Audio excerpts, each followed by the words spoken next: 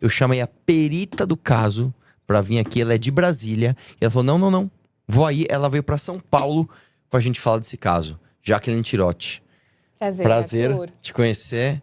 Que bom que você veio. Muito obrigado. Vamos começar então com você se apresentando. Se apresente, por favor, e conte pras pessoas o que você faz da vida. Eu sou a Jaqueline Tirotti, sou perita em documentos, assinaturas, audiovisual. Eu comecei a fazer perícia em 2013. Eu sou formada em Direito. E logo que eu formei em Direito, eu pensei, vou fazer concurso público. E eu já trabalhava com meu pai na parte de perícias.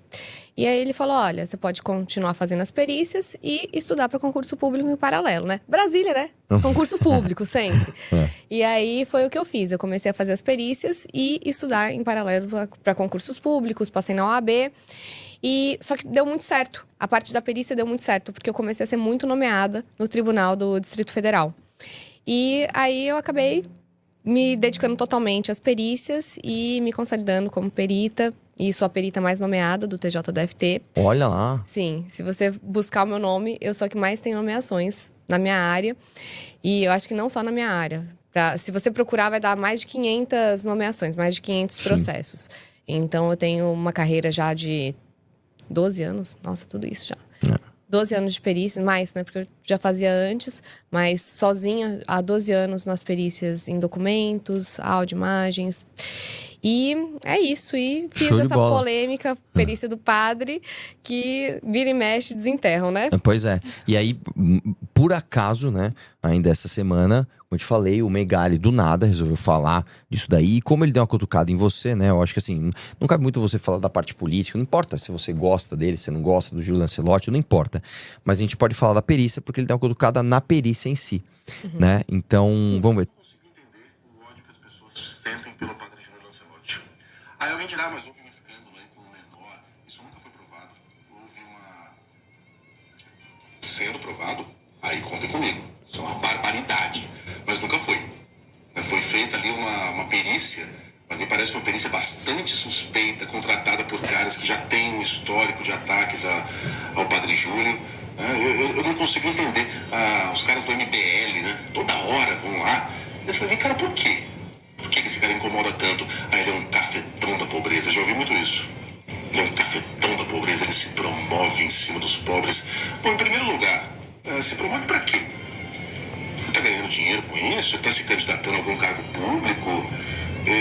Cara, por que ele desejaria essa promoção?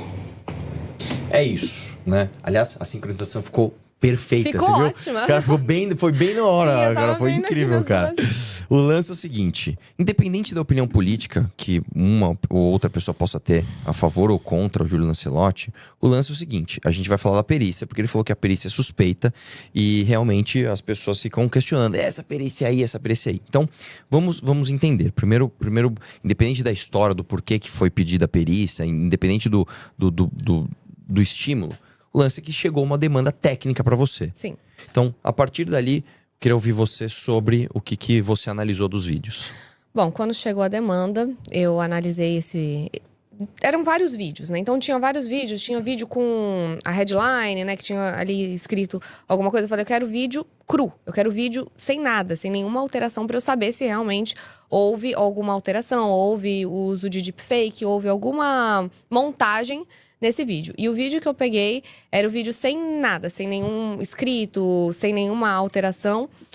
E primeiro eu comecei pegando frame por frame, ou seja, quadro por quadro, para ver se tinha alguma troca, se tinha alguma montagem nesse vídeo. Não tinha nenhuma montagem.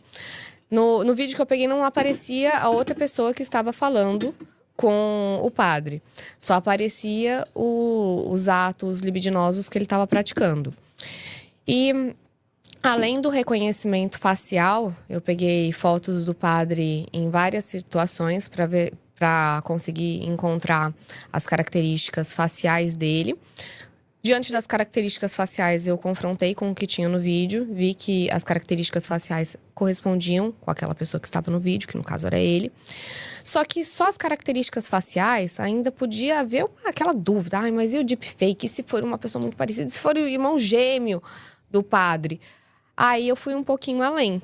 Então eu fiz uma investigação no Instagram dele para ver se tinha o ambiente, né, a casa paroquial, né, que é onde o padre fica.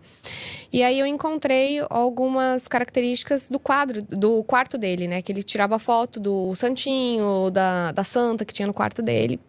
E em um desses conjuntos desses frames, é porque é muito rápido, né? O vídeo ele é muito dinâmico. E aí eu comecei a ver o ambiente, ou seja, fora do foco, né? Que era o ato libidinoso, o ambiente atrás dele. E eu verifiquei o ambiente, móveis e santos, que eram justamente os mesmos que figuravam no Instagram desse padre. Ou seja, eu consegui ter uma certeza absoluta nesse caso, porque não eram só as características faciais, era a mobília, o local. Então eu mostrei isso no laudo, o laudo tá super amarradinho, tá tudo certo, todo bem fundamentado. Inclusive no meu Instagram tem tudo, eu deixo o laudo lá, eu deixo tudo disponível, porque eu não tenho medo de nada, eu quero que vejam o laudo. Sim. Quem viu o laudo sabe muito bem do que eu tô falando. Inclusive tem amigas minhas que não são de direita, são de esquerda, que viram o caso e falaram: não, eu concordo com você tá certa. Sim. Seu laudo tá correto. Inclusive, uma perita do Rio de Janeiro, que é de esquerda, ela falou: não, você tá certa. Não tenho o que falar. Você trouxe algumas imagens, que essas imagens estão no laudo, é isso? Sim, estão no laudo. Tá. A gente não vai mostrar nada pesado aqui, pessoal. Assim, só uma coisa.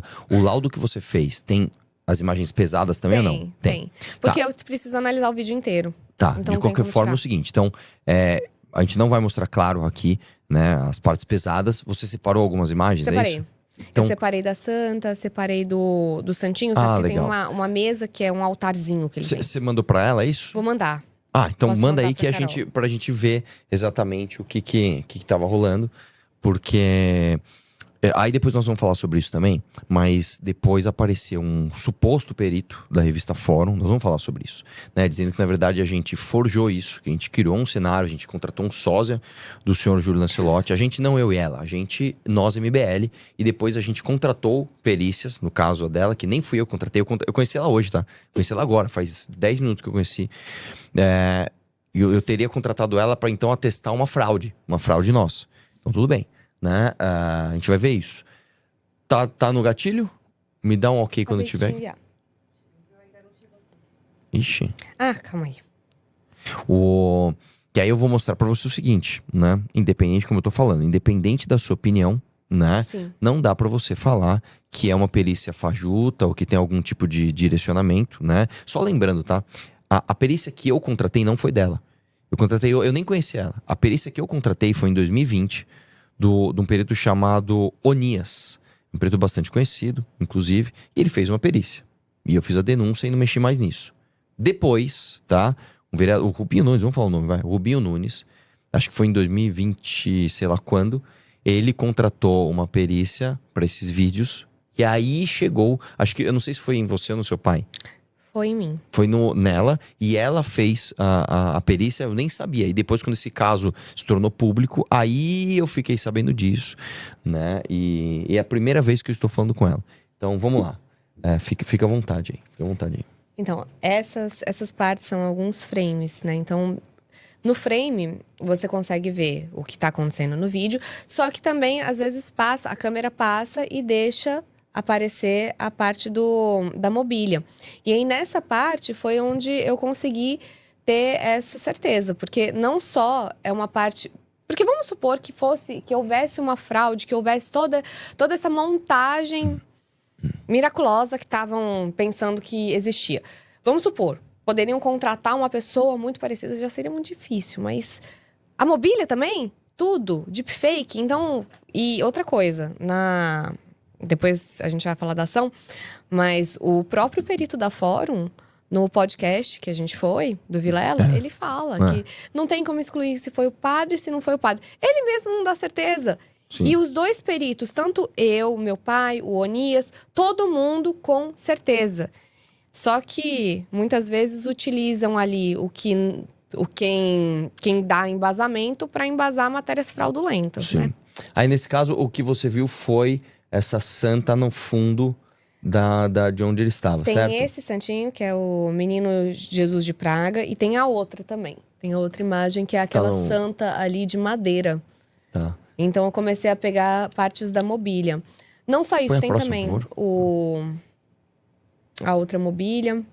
Ó, essa santa, que é uma Sim. santa de madeira. Tinha uma outra santa também. Então eu comecei a comparar. Tinham duas santas muito parecidas.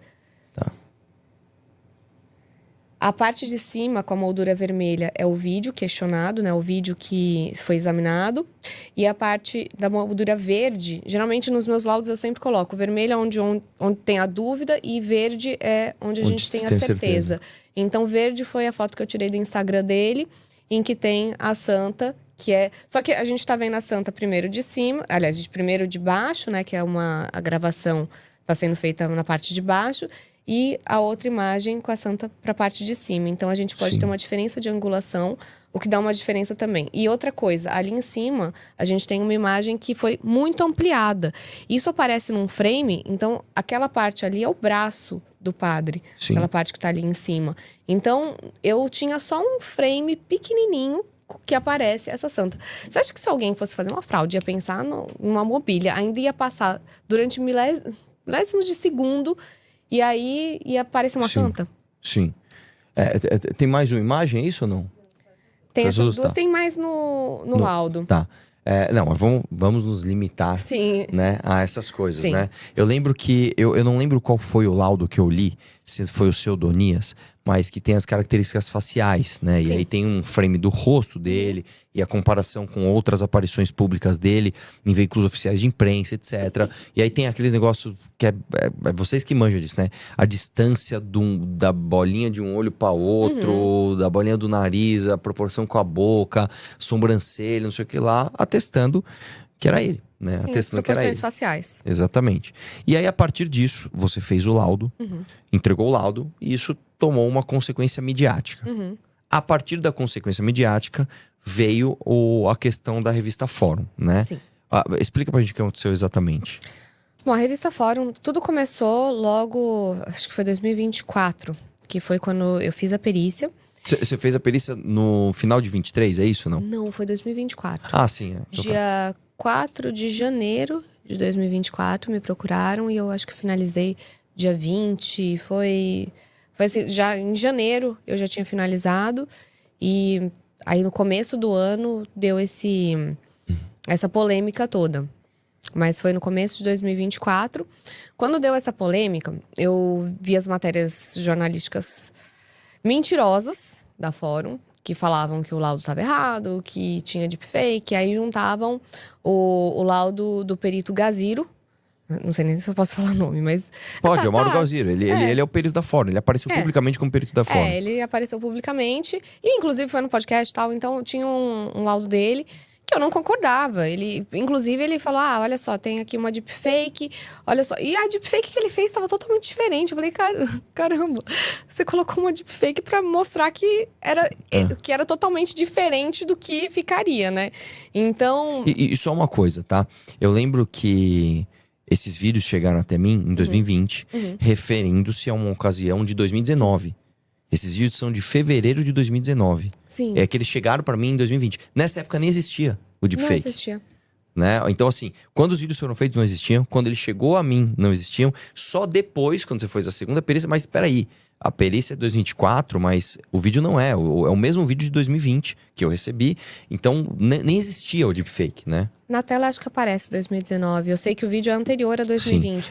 Nessa época nem tinha deepfake tão avançada a ponto Sim. de fazer. Eu lembro que a conclusão disso é porque em algum momento mostra o dia do evento. do evento e o dia da semana que era. E aí, pelo dia da semana e o dia do evento, você vê no calendário, ele caía em fevereiro de 2019. Era um negócio assim, né? Porque ele não tinha lá, fevereiro, tal lá de 2019, mas ele tinha o dia da semana que caía em 2019. Isso em 2020. Né? Então, em 2024 foi feita a perícia do vídeo de 2020, né? Sim. Então, esse vídeo ele já era anterior. Naquela época não tinha tecnologia pra isso.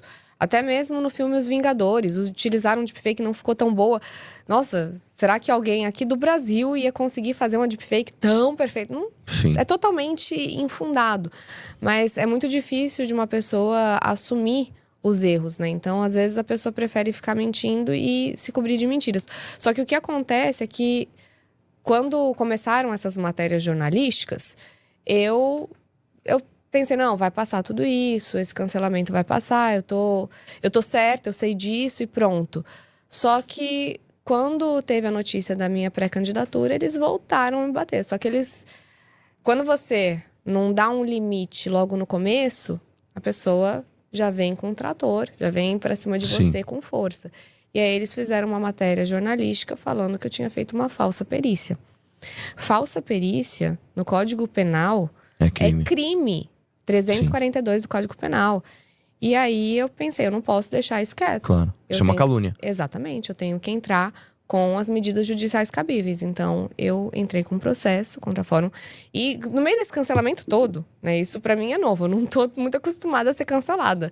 E no meio desse cancelamento, eu falei, não, eu vou ter que fazer essa ação. Mesmo doente, eu fui lá, fiz a ação, entrei semana passada contra eles. A gente tem uma audiência agora para dia 5 de maio. Ah, entendi. No meu caso, tá? A gente processou a Fórum também, né? E é uma prática comum da Fórum apontar falsos crimes de pessoas que são seus opositores, né? Eles já fizeram isso comigo. Nesse caso, Júlio Lancelotti, a mesma coisa. O próprio perito foi no Vilela falar que eu tinha forjado o laudo. E depois, como isso ficou muito risível, né? Porque assim... Tá, então eu contratei um estúdio, contratei um sósia, depois ele mesmo foi no mesmo podcast do Vilela, falar que não dá pra gente concluir, e depois tem uma fala dele, eu uso isso no processo, onde ele assume, não, é ele. Tem uma fala que ele fala, é ele coloca. Às 2h06 minutos. Nossa! Eu coloquei no meu processo.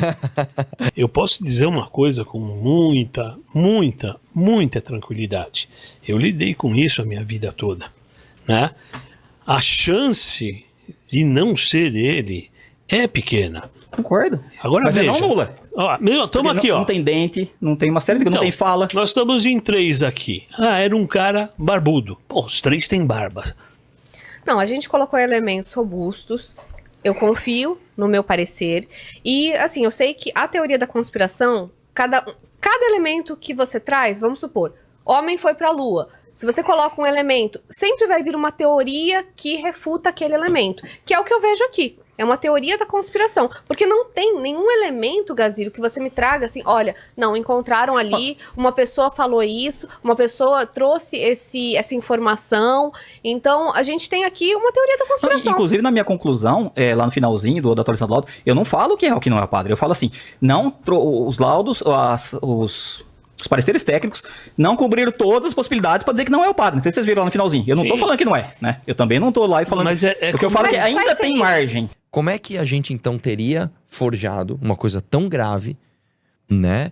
E simplesmente a gente não teria nenhuma consequência jurídica disso? Como assim, cara? Então, eu sempre falo, eu desafio o senhor Júlio Lancelotti a me processar, né? Já que, né, eu forjei esse vídeo, eu inventei isso, eu desafio o senhor Júlio Lancelotti a me processar, né? Vamos lá. Uma dúvida que sempre aparece, né? Sobre a perícia em si. O que é ser perito? Como você se torna um perito? E como que a gente tem certeza que uma perícia pode dar um laudo confiável de que algo é verdadeiro ou que algo não é verdadeiro? Bom, vamos começar pela perícia. Eu sou professora de perito, então eu vou fazer uma explicação sobre os tipos de perito, né? Porque quando fala perito, o que você imagina? Você imagina o perito da polícia. Só que não existe só o perito da polícia. A gente fala perito, é um especialista em algo. Então, o perito, eu falei, que nem a gente estava conversando, eu sou perito em documentos, ou seja, eu analiso documentos. E o perito, ele é um especialista em algo. A gente tem perito médico, perito odontólogo, perito contábil, perito em várias áreas, perito audiovisual, perito em documentos. E a perícia, ela pode ter em várias esferas. A gente pode ter a perícia criminal, que é a mais conhecida, né, que é a perícia que faz o local de crime, por exemplo. Mas a gente tem outros tipos de perito, que é o perito judicial, que atende o judiciário. Quando eu falei pra você, eu sou a perita mais nomeada do TJDFT, é porque eu atuo no Tribunal de Justiça do Distrito Federal, através de nomeação de juízes. Os juízes, quando eles gostam do trabalho de um perito, eles pensam, eu vou nomear esse perito para fazer esse caso. Então, ele nomeia, através de uma decisão, ele nomeia o perito para que ele possa sanar algum incidente duvidoso num processo. Então, essa é a perícia judicial. Tem outras figuras de perito, como perito administrativo do INSS, a gente tem perícias administrativas em órgãos e a gente tem também a figura do assistente técnico ou perito particular. O perito particular, vamos supor, você está com uma dúvida quanto a uma assinatura. Você tem um documento, uma pessoa falou que não assinou aquele documento, você fala, não, eu tenho que tirar essa dúvida, eu tenho que saber se essa pessoa assinou ou não esse documento. Você pode contratar um perito particular para saber se uma assinatura é autêntica ou falsa, antes de entrar com o processo. Porque se você tem um documento, que você tem uma dúvida se aquele documento é autêntico ou falso, você vai entrar com uma ação sem saber se aquele documento é ou não verdadeiro. Sim. Então você contrata um perito particular para entrar com o processo, para embasar para fazer uma perícia, para embasar uma petição inicial, por exemplo. Essa é a figura do perito particular. Então essas são as 4 figuras dos peritos mais comuns. Pessoal, sigam JAC Tirotti com 2 T's nos últimos 2 T's, tá? Lembra disso? Italiano normalmente é ter nos últimos 2 T's, igual o Renato Batista. Coloquei aqui no chat. Sigam a Jaqueline Tirotti. Você tá com quantos seguidores hoje? Tô com 47. 47? Acho. Mas você abriu seu Instagram? Não, 47 mil. Não, 47 mil, mas você abriu seu Instagram há quanto 48. tempo? 48,8. É que eu não fico monitorando. Mas você abriu seu Instagram há quanto tempo? Já tem muito tempo. Eu já fazia conteúdo de perícia. Não, mas nessa época o seu Instagram já era aberto? Era Instagram de perícia? Já era aberto. Meu Instagram ele é aberto desde 2019. Tá. Então, assim, eu já venho fazendo conteúdo de perícia. Agora, o que aconteceu com as novidades, com a viralização, com base na traição, com a filiação política. Então começou a crescer agora essa outra parte. É uma nova fase. Mas Show. O Instagram já tinha um número de seguidores bom, mas está crescendo agora e eu vou ter que fazer mais conteúdo Show de bola. relacionado à política que eu ainda não comecei a produzir tanto. Muito bom. Minha dica, faça todos os dias. É consistência. Você vai ver, 90% dos seus vídeos vão flopar. É normal. Só que um que for bem, vai puxar os outros pra cima e a pessoa vai falar, não, eu tenho por que seguir ela. Ela tá fazendo um tipo de conteúdo que eu quero ver cotidianamente. Sim. Né? É isso. Gente, muito obrigado. Um abraço e até a próxima. Valeu.